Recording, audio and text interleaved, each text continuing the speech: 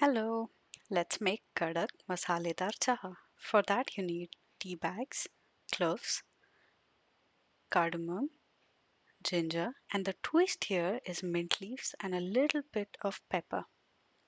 So to start, let's boil water, about one fourth or half of the cup, and add all the ingredients except the tea bag or the tea leaves and except the mint.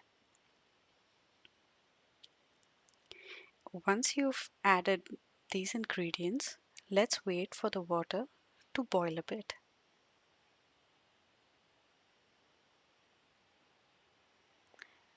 Slowly, once you see that the water has begun to boil, add the tea bag or the tea leaves.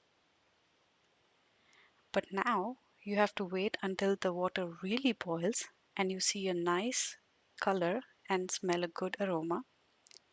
At this point, you add milk to the container and remember to reduce the flame a little bit.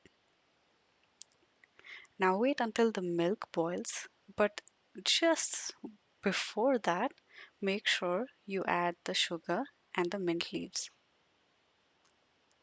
And that's it. Kadak Masaledar Chaha is ready.